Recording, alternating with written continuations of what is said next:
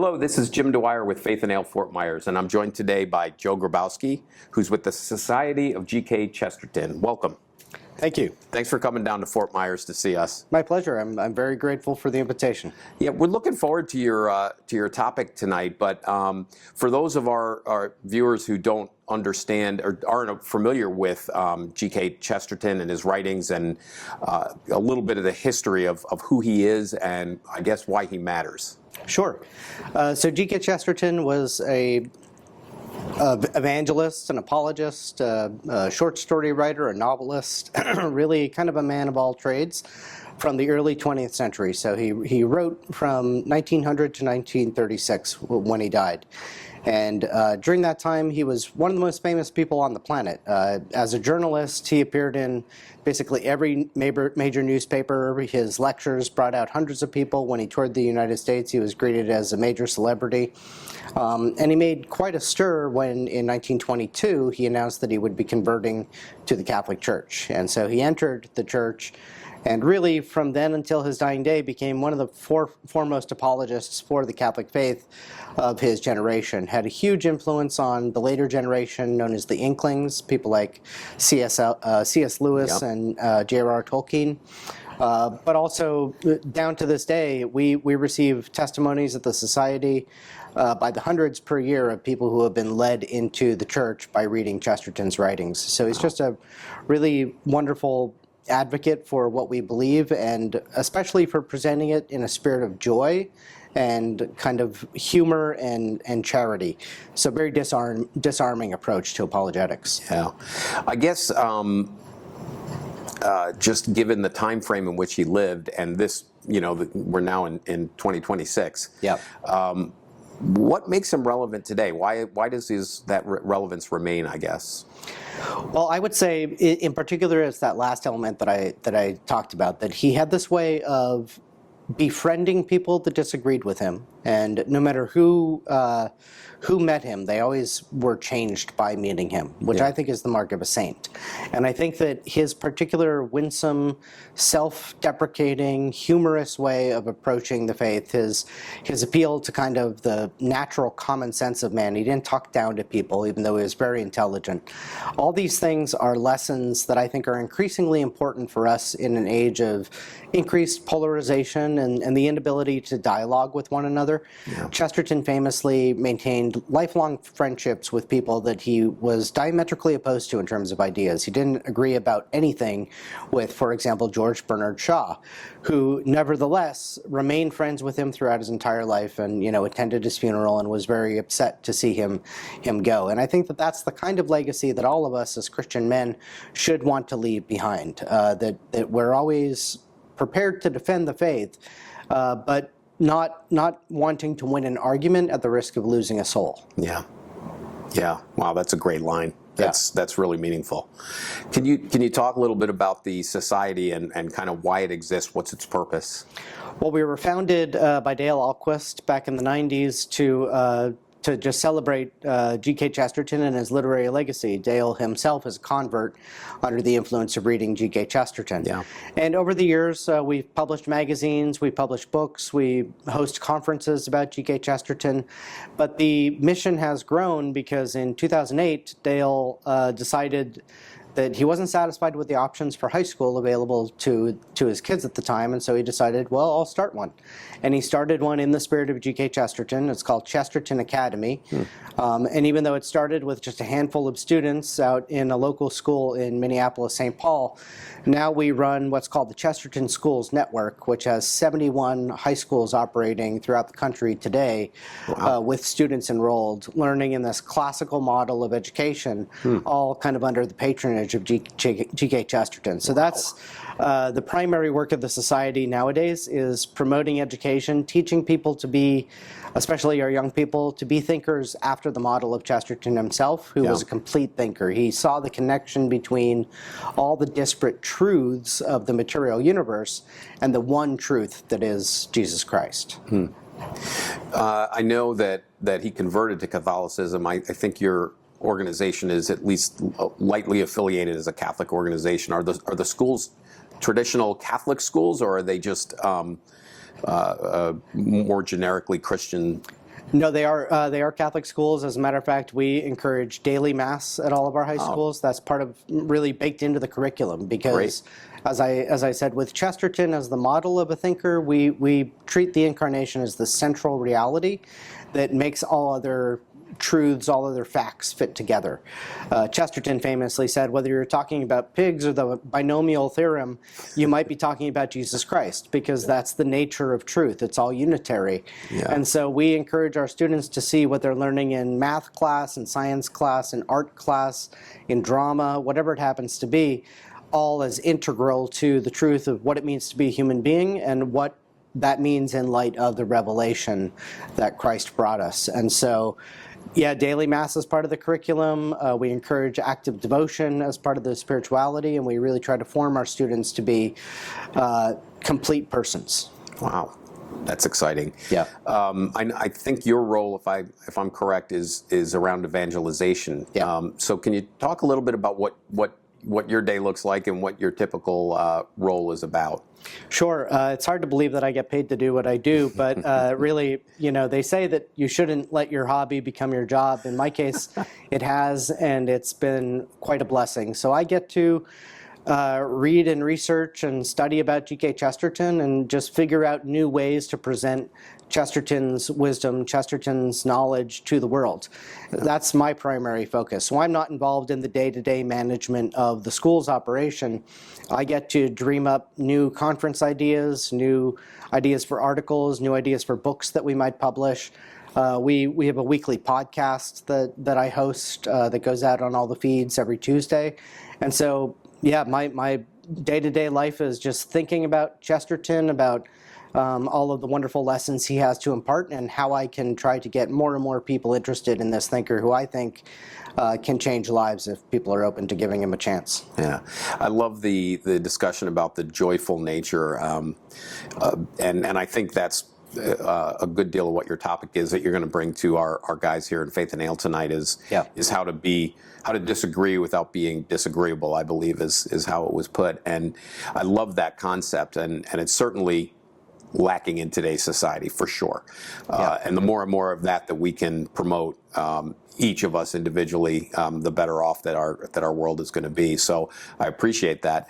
Can you talk a little bit about some of the other core tenets of what Chesterton? I know that joyfulness was part of it, but can you give me some other things that Chesterton was known for beyond his intellect, which we do understand? Sure.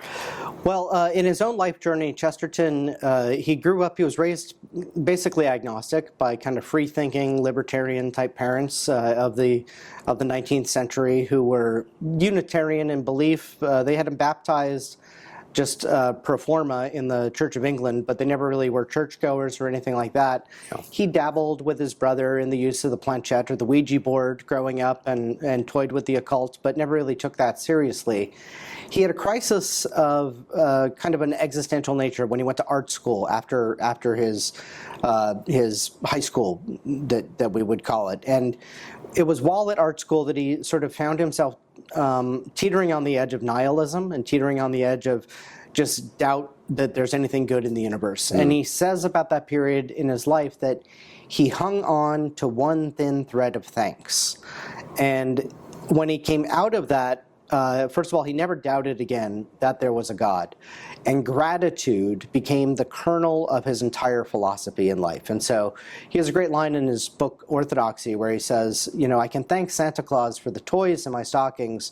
Who do I thank for the wonderful gift of legs in my stockings? To see everything, to see every day as a gift, and to let all of one's approach to life begin in gratitude. Gratitude for another day, gratitude for another encounter, gratitude for the other person when one meets one.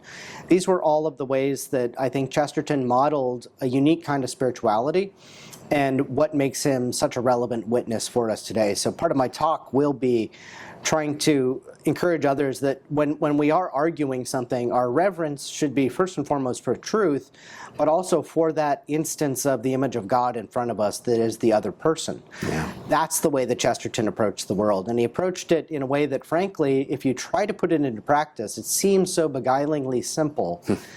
It's exhausting. It is exhausting for those of us of weaker nature and weaker will, because to really and truly take everything as a gift requires a lot of practice and a lot of effort, and clearly the help of supernatural grace. Yeah. Can I ask, just personally, your path here? Sure. Did you come to this calling because of your own study of Chesterton? Like, what led you there, and how has that journey been? It's got to be pretty amazing. Yeah, I had a little bit of a circuitous path. I was originally studying as a seminarian in formation for the priesthood for several years, 6 years in fact.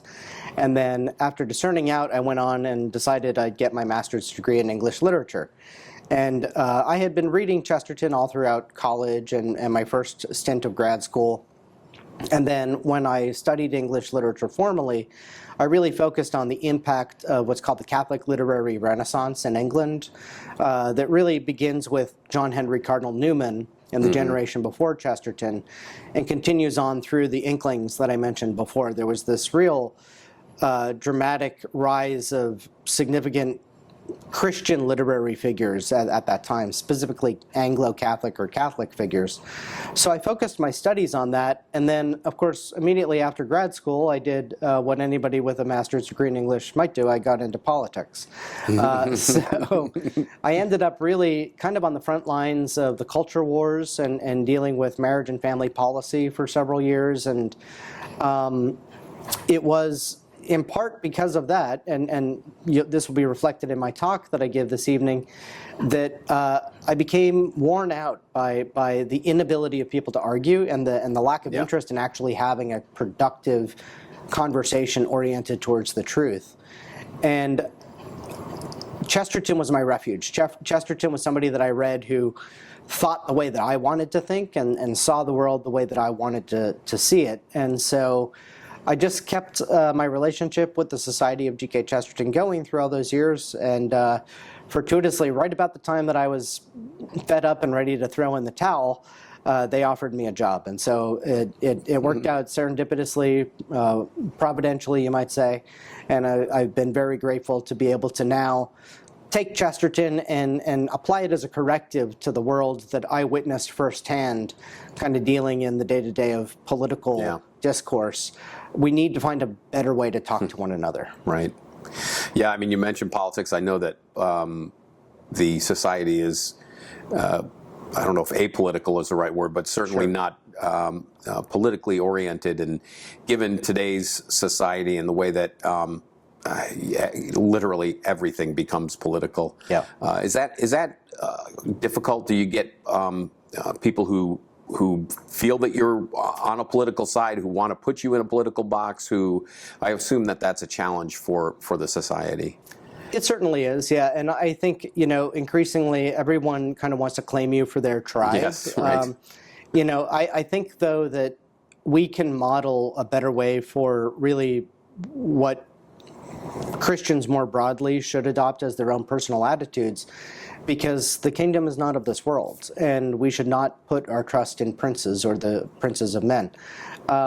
We fall into a trap, I think, of thinking that this tribe or this ideology or this platform is going to be the messianic secret that makes everything good again, because there's only one Messiah, and he's we know where he reigns, and it isn't in the Kremlin or in the White House or anywhere else. It's in a throne at the right side of the Father. And so I think that by kind of not necessarily charting a middle road all the time, but by modeling that we're not going to be beholden to ideologies, that we're going to have an integral relationship to the truth, and try to act with integrity all the time, and also model disagreement. One of the great things about me and my colleagues is that we don't actually agree on all things. We don't agree We don't see eye to eye on all issues, and we get to model sometimes for other staff or for people out in public the way to have a disagreement charitably and not let it interfere with friendship. Yeah. Well, I'd like to finish with just giving you a chance to, if you had kind of one takeaway, one single takeaway for our guys tonight, Yeah. And I'm sure we'll get that over the course of the evening. What would that be?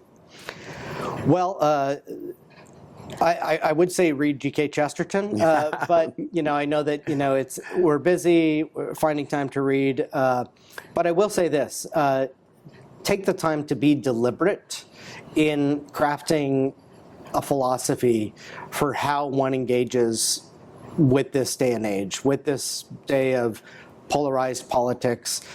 At least don't find yourself whipped about by the winds of the world. Don't get yourself pulled into arguments that you don't want to have. Don't get baited into shouting matches. Don't fall into those traps that are all over the place online for us. Just be deliberate about it, and that, I think, will be a step in the right direction. Fantastic. Well, thank you so much. I appreciate you taking the time to talk to us today. My pleasure. Thank you. Thanks.